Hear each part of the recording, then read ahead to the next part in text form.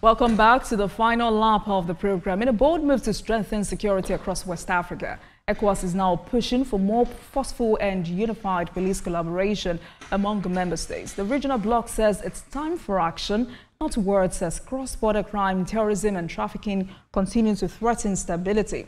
With pressure mounting, what does this mean for regional cooperation and law enforcement? Dr. Tony Ofoyeton, lawyer, DG International Institute of Professional Security, joins me virtually for some answers to these questions. Dr. Ofoyeton, thank you very much for joining us this evening. Thank you. It's a pleasure. Thank you for having me. Thank you. So ECOWAS is now pushing for more forceful and unified police collaboration among member states. What exactly does ECOWAS mean by forceful police collaboration? And why is regional security so important for West Africa right now? I think I should start from the order, the second, then of course I move to the aspect of the phrase or the word forceful. The importance of police or regional collaboration among security agencies, not just restricted to police only, but inclusive of the military, cannot be overemphasized. You observe that recently, in the last 1 decade or thereabout, the region has suffered immensely from the hands of terrorists. All manner of crimes and criminalities have been committed in the country and within the borderline. Trans-regional crimes have been committed, especially in the West African sub-region. And they've also had their own fair share of political disharmony. But when you talk about this collaboration, what we would see as a major advantage would be this collective strength among all the countries, especially the present 16 countries. And of course, you also talk about, bringing resources together.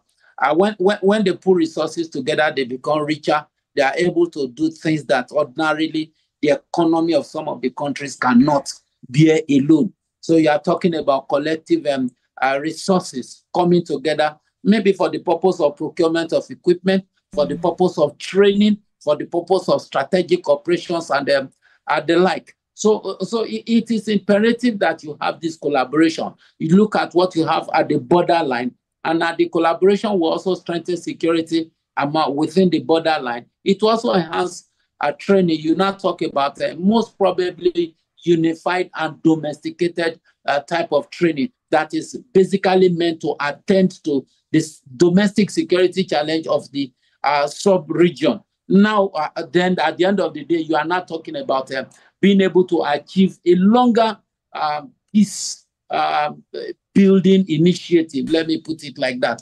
So it is imperative that the region come together.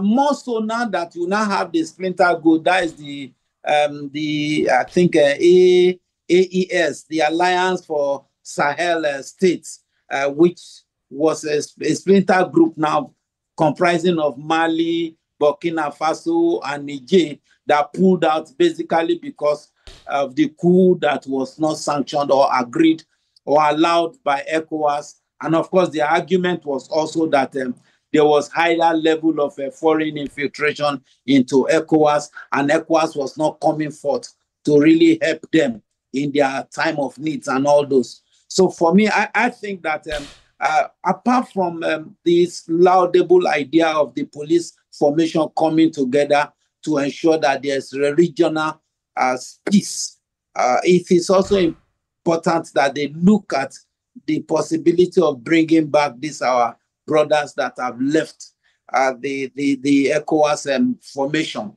The more the merrier. They are stronger together as it is. So I think because if that is not done, let's take Nigeria for example. We are bordered with Niger.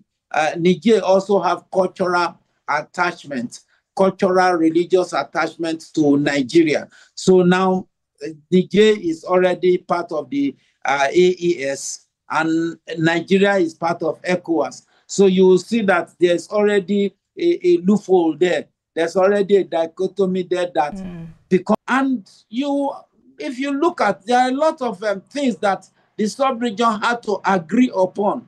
Now, what is their own security policy and strategy? Domesticated. I'm not talking of the type that you import from America or from any other foreign country. How do you domestically strategize to be able to, fight against such terrorism in your own region, as it were? Now, it is also veritable to also look at the reasons, apart from the fact that, okay, there are military coup. What are the other reasons that these other countries decided to pull out of ECOWAS? Can we look at all those things? And if there are some of those things that sounds veritable, can the region now begin to look at attending to those things?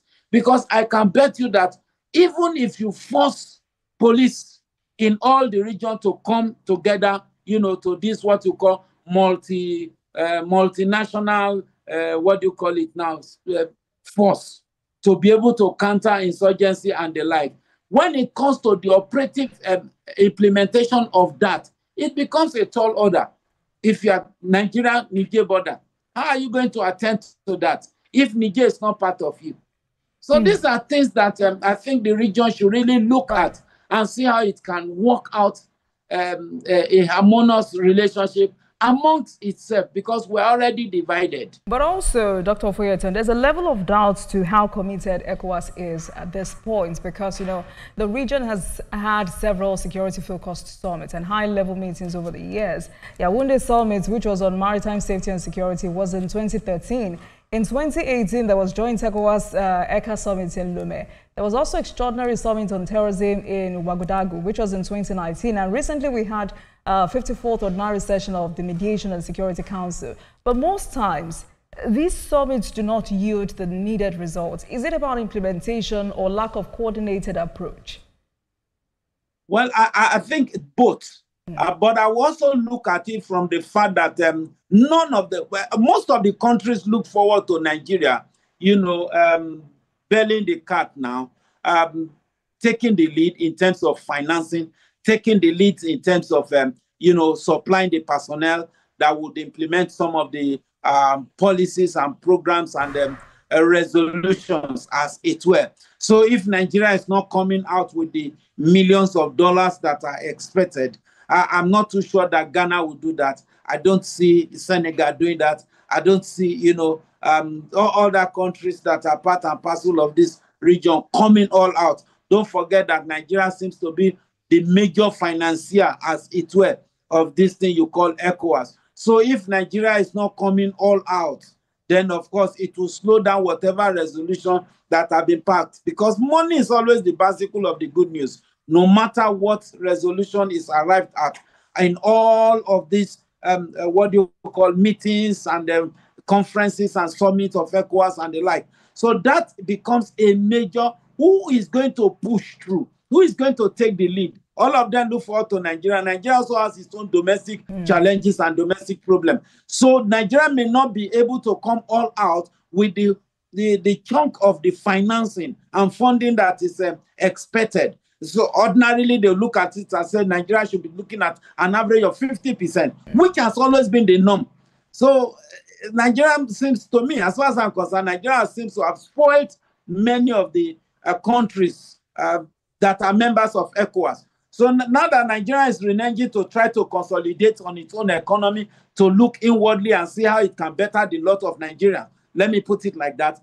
Now the money is not coming as expected. What do you expect? Now that's one part of it. Then of course, whether we like it or not, we must also understand the fact that foreign interest in the sub-West African region is also imperative.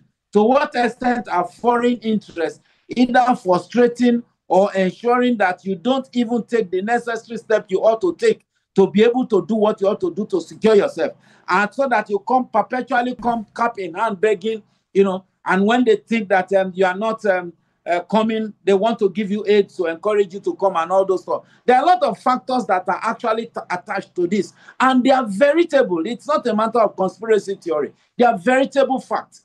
So it is ECOWAS that will look inward and will be able to take the bull by its horn. In the absence of that, I'm sorry to say, it may always be, everybody for himself, God for us all. ECOWAS might just be a gathering of tea drinkers and the like. For now, ECOWAS does not have that power to be able to, hold any country to say, now when you use the word force, you want to force all other countries to most probably supply certain number of policemen. They go through certain number of rigor of training for the purpose of regional security to combat terrorism, border crimes, and the like. Now, that's a good initiative. That's awesome. Now, who are those that are going to supply the highest number of police officers and military officers and the like? Who is going to fund it? That is where the problem will now come. It's good that the initiative is coming. At what level will each country contribute to the funding? Perhaps you just answered my question. Perhaps you just answered my next question, Dr. Ofeyeta, because I was going to ask you, what challenges could arise from trying to unify police efforts across multiple sovereign nations? And when you also consider the significance of the threat of organized crime and trafficking in the West African region? Well, like I said, of course, funding is a major challenge. It's a major challenge. And the one thing that the sub-region has not been able to attend to is the issue of proliferation of small and light weapons. It's a major, in short, it's one of the highest syndicated crime in the sub-region is that of, proliferation of light weapons and small arms. And it seems to be easier than even buying water. So if you are going to talk about coercing policemen and military officers together to come and fund this multinational joint task force and the like, now you must be able to attend to that first. If not so, they may not be able to counter that because the level of illegal weapons in the sub-region now is, as far as I'm concerned, seems to even be much more than what this legitimate government have in their armory. And that is why you see that terrorism is thriving, because terrorists in the sub-region are armed to the teeth. They also have the funding either at domestic level or at foreign sponsorship and the like. They also have this ability to be able to move within the borderline because of the porosity of the borders and the like. And of course, because we have internal participants, criminals. So it makes their job and their profession easy. So if the region is going to be serious about it, it's not just saying that we want to bring policemen and security officers together. It is a good initiative. But the first thing first is, how do you mop up illegal arms in your respective countries? And how do you do it in such a manner that it becomes a symbiotic policy among all countries? If not so, then that means that the multinational task force will continue to have this problem. And more so, I don't think ECOWAS can force any country to say by force, by fire, you must supply us military officers or police officers. It's a matter of voluntary thing because they don't have the power to do that now. It is when ECOWAS is financially independent and ECOWAS also have its own standing army and is able to take certain decisions that, for example, they are able to sanction country and the country will feel the sanction. A lot of sanction is on Niger and the sanctions are inconsequential. A lot of sanction are on Burkina Faso, they are inconsequential and all those stuff like that. And even, Mali, they are inconsequential. So at what point in time will ECOWAS be so strong and formidable to the extent that if it imposes sanctions on any of its member states, the country will feel it to its bone marrow. And it is only at that point in time that it will not be a toothless bulldog. And that seems like the first challenge. But before I let you go, what exactly are the risks if West Africa fails to contain these regional threats? Could we see further state collapse, regional wars, or massive displacements? What exactly would you consider as the long-term cost of inaction to the region and beyond? One of the things I envisage is that if they did not, over time, terrorists will take over some governments. Terrorists will be so situated in some countries that they may contest election and win such elections. They may go through the military and overthrow some governments. And they may also cause mayhem in some other countries. And that is why whatever it takes, ECOWAS must ensure that it sees through the policy of security within the sub-region, not just for an individual country, but collectively, because as it is now, the cancer of terrorism is already eating and spreading across West Africa. And West Africa should be able to take the bull by the horn. Any foreign country that they discover, whether surreptitiously, directly or indirectly, funding terrorism, aiding terrorism, or supporting terrorism in any way whatsoever, the country should be unanimous in cutting ties with such country. If ECOWAS as a bloc is able to cut ties with any foreign country, even if that foreign country's operation is only in Nigeria, or only in Benin, or only in Senegal, or only in Cameroon, or only in Ghana, and they are able to unanimously take that decision, it will be a better one. That's an instructive way to end this conversation, Dr. Ofoyeto. Thank you so much. I appreciate your perspectives tonight. I've been speaking with Dr. Tony Ofoyeto, lawyer, Director General, International Institute of Professional Security. Thank you so much for your time. Thank you. It's my pleasure. Thank you for having me. And thank you very much for watching, everyone. That marks the end of today's episode of Politics Tonight. But before we go, let's tell you that the views and reactions of our resource persons are theirs and have no connection with TVC News. Meanwhile, you can watch the repeat broadcast of this episode at 12:30 a.m. Get in touch with us on our social media handles, Facebook, Instagram, and X at TVC News NG and at Olajumoke using the hashtag Politics Tonight. We're also on YouTube at youtube.com/TVC News NG. I am Olajumoke Olatunji. Good night, everyone.